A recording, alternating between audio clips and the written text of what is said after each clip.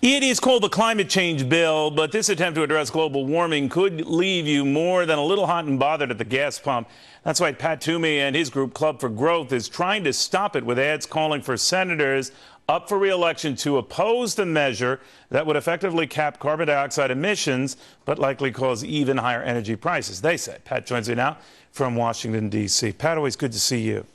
Thanks for having me, Neil. What are you doing here? You're trying to say this thing is going, if you don't like high gas prices now, get ready for this, baby?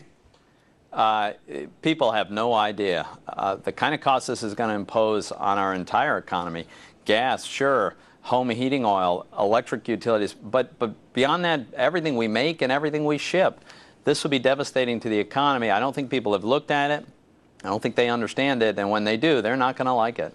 You know what I always get a kick out of the folks who are for it, who will say, well, it's for our own good. It's for your good. These are the same people, Pat, who tell me, Neil, try the fruit in the salad. It's for your own good. And I'm a little annoyed by the condescending message. Yeah, the other thing that's annoying about this is how devious and disingenuous this is. First of all, I don't think they've got the votes to pass this. I'd be frightened to death if they did. Well, they would if they get a Democrat in the White House and embolden their majorities in the House and Senate. That is a very real danger, and what they're trying to do is pave the road to that, get people on record voting to move forward on this. And as I say, I think the cost to the economy is devastating for benefits that are extremely dubious at best. All right. Well, you know, they will turn around, Pat, and say, you're looking at all the dire sides of this, and there isn't a dire side. The upside is that whatever knee-jerk hit we take in prices is short-lived, and Pat Toomey's got it wrong. What do you say? Well, I don't know how you make that case. This clearly is a huge new tax on carbon consumption. You can't have a huge new tax on an economy without doing harm. So it's just a question of how much harm, and frankly, nobody knows the answer to that because no one knows how expensive these carbon credits will be. We do know that costs will have to be passed on consumers, but I think it's going to be devastating. Well, the only thing that I ask when I hear this debate, not whether it's how much it's going to go up, but where is that money going? Where are these surcharges, these fees, these taxes, whatever you want to call it, where is that going? Yeah. If someone dare says a lockbox, I think I'm going to go nuts.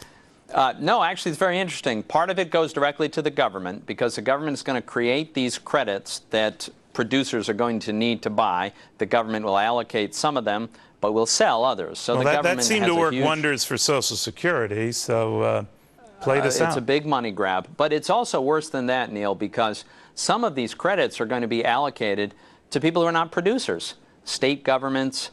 It looks like organized labor's got a slug of this. Looks like some environmentalist group gets some of this. They will then have it to do what they wish with. They can sell it to the industrial producers who actually need it. They can dispose of it. But what are they doing with these credits in the first place? It's just a redistribution of wealth. It's a terrible what about bill. the argument, though, that the way prices are right now, gas prices, we're already seeing a slow shift, whether you want to put them into behavioral changes affecting demand that has ebbed a little bit, to more fuel-efficient cars, what have you, that the markets themselves are determining a shift in behavior that environmentalists could only dream of. That's exactly right. And the markets will do it at a pace that makes sense for our economy, that accommodates the technology that's out there. It's already encouraging new technologies, to become more efficient. But you can't just wave a wand and make all that happen as though the people supporting this bill think you can. Pat Toomey, good point, Saul. Thank you. Very good seeing you again. Thanks for having me, Neil. All right, Pat Toomey.